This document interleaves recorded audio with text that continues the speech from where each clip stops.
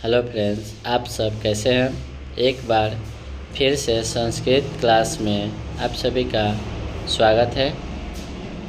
और आज का हमारा टॉपिक होने वाला है शास्त्रकारा।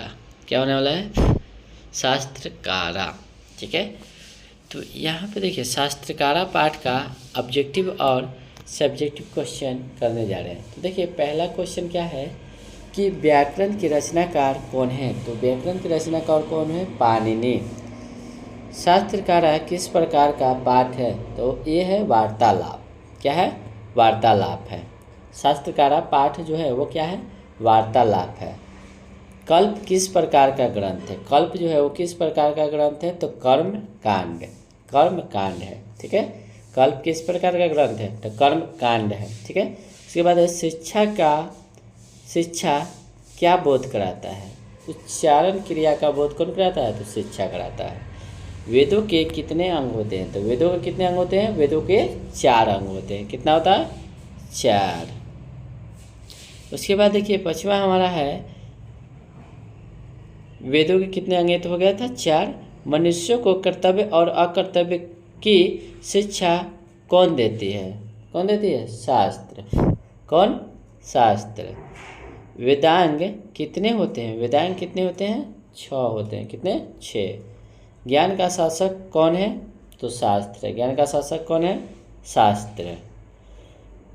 छात्र किसके शास्त्रों से अवगत होगा? संस्कृत। किसका? संस्कृत। कक्षा में कौन प्रवेश करते हैं? कक्षा में कौन प्रवेश करते हैं? तो शिक्षक।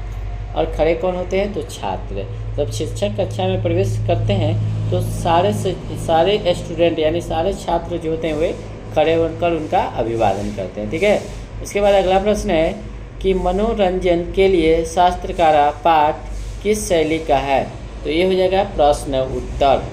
वेद रूप शास्त्र क्या होते हैं? तो नित्य होते हैं। क्या होते हैं? नित्य। इसके बाद है कि पाणिनि ने किसकी रचना की थी? तो पाणिनि ने व्याकरण की रचना की है। पाणिनि किसकी रचना किया है? तो व्याकरण की रचना की है। उसके बाद है सांख्य दर्शन के प्रवर्तक कौन है? सांख्य दर्शन के परिवर्तक कौन है? तो ये है कपिल। कौन? कपिल। सभी छात्र किसका अभिवादन करते हैं? तो शिक्षक का अभिवादन करते हैं। किसका? तो शिक्षक का। महर्षि यास्क द्वारा रचित ग्रंथ का नाम क्या है? निरुक्त। क्या नाम है? निरुक्त। निरुक्त का क्या कार्य है? वेदार्थ। क्या कार्य है? वेदार्थ। वेद के बारे में जानकारी देना। इसके बाद है कि बोध ऋषि गौतम ने किस दर्शन का रचना की है? तो न्याय दर्शन। कौन सा दर्शन? न्याय दर्शन। उसके बाद है ऋष्यादि प्रणीत को क्या कहते हैं? कृतक। क्या कहते हैं? कृतक। वराहमिहिर द्वारा रचित कौन सा ग्रंथ है? तो बृहत संहिता। कौन सा? बृहत संहिता। न्याय दर्शन के प्रवर्तक कौन है? तो गौतम। न्याय दर्शन के प्रवर्तक कौन है? गौतम। निरुक्त के रचयिता कौन है? यास्क। निरुक्त, यास्क। उसके बाद है योग दर्शन के प्रवर्तक कौन है? तो योग दर्शन के प्रवर्तक है पतंजलि। और आर्यभट्ट नामक ग्रंथ किसका है? तो आर्यभट्ट का है। किसका? आर्यभट्ट का। उसके बाद है अगला प्रश्न है कि चरक संहिता की रचना किसने की थी? यानी चरक संहिता की रचना किसने की थी? तो माघ ने की थी। कौन? माघ। इसके बाद है शास्त्रकारा पाठ में किस विषय पर चर्चा की गई है? उत्तर। शास्त्रकारा पाठ में शास्त्रों के माध्यम से सद्गुणों को ग्रहण करने की प्रेरणा है। इससे हमें अच्छे संस्कार की सीख मिलती है और यश प्राप्त करने की शिक्षा मिलती है।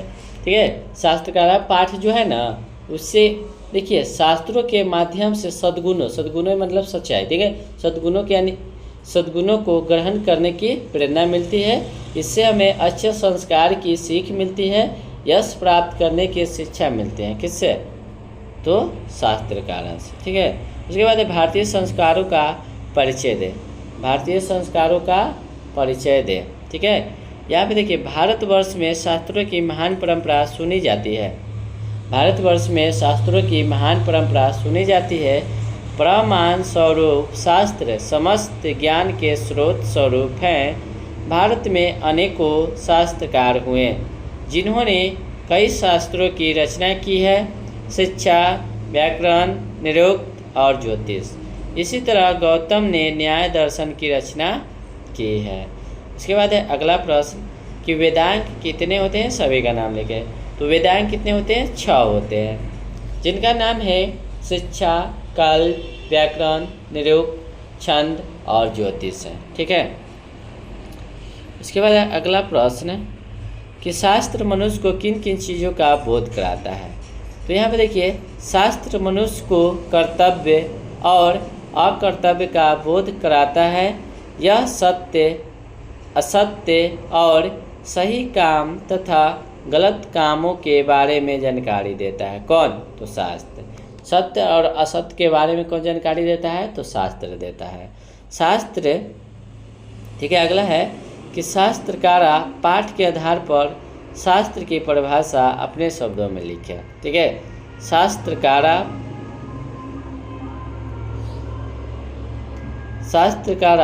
पाठ के आधार पर शास्त्र की परिभाषा अपने शब्दों में लिखे।